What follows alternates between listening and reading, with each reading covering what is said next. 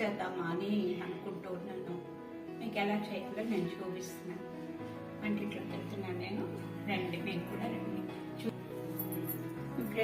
Bread బజ్జీకి ఏమేమి కావాలంటే మెయిన్గా బ్రెడ్ స్లైడ్స్ ఇలా కట్ చేసుకున్నాను అనమాట. నేను ట్రయాంగిల్గా కట్ చేసుకున్నాను. 1 కప్పు ఉల్లిపాయ ముక్కలు సన్నగా తరిగి పెట్టుకున్నాను. పచ్చిమిరపకాయ ముక్కలు కూడా సన్నగా తరిగి పెట్టుకున్నాను. కొంచెం కారము, జీలకర్ర, కరివేపాకు, మెయిన్గా శనగపిండి 1 కిలో తీసుకున్నాను నేను. బియ్యం పిండి 2 స్పూన్స్, మైదా పిండి 2 స్పూన్స్, ఉప్పు మనకి ఎంత కావాలో దాన్ని బట్టి ఉప్పు వేసుకోవాలి. ఇది కావాలి. నూనె డీప్ ఫ్రై చేయడానికి నూనె కావాలి. ఇదిగోండి 1/4 కిలో శనగపిండి వేస్తున్నాను. 2 స్పూన్స్ బియ్యం పిండి, 2 స్పూన్స్ మైదా పిండి. ఇందులో ఉల్లిపాయలు సన్నగా తరిగిన ఉల్లిపాయలు అనమాట. ఈ ఉల్లిపాయలు కూడా సన్నగా తరిగి పెట్టుకున్నాను. ఇది పచ్చిమిరపకాయలు 4-5 పచ్చిమిరపకాయలు.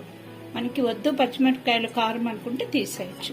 1 స్పూన్ కారం వేసుకున్నాను, కొట్టి మామూలు కారం. 1 స్పూన్ జీలకర్ర, తర్వాత కరివేపాకు కూడా సన్నగా తరిగి పెట్టుకున్నాను అనమాట. ఇది కావాలి. ఇందులో మనకు కావాల్సిన ఉప్పు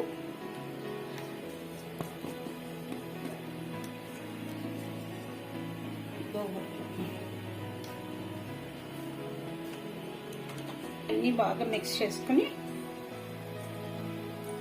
నీళ్లు మామూలుగా మనం బజ్జీ పిండి కలుపుకుంటాం కదా, అలాగే నీళ్లు వేసి పిండి కలుపుకోవాలి. ఇదిగోండి ఇలా కలిసి పెట్టేసాను. ఇలా మామూలుగా ఈ కన్సిస్టెన్సీలో ఈ బ్రెడ్ స్లైడ్స్ ఇలాగా కట్ చేసి పెట్టాను ట్రయాంగిల్కి. ఇది ఇందులో ముంచేసి నూనె కూడా కాగింది, నూనెలో వేస్తాను.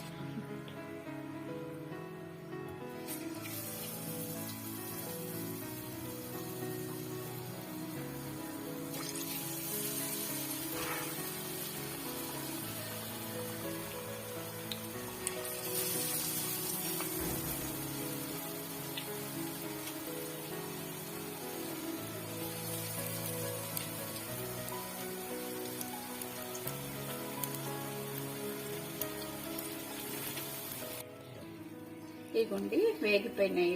ఇగో తీస్తూ ఉన్నాను. ఇవన్నీ తీసాను. ఇది మీకోసమే తీస్తూ ఉన్నాను. ఇగో వేగింది.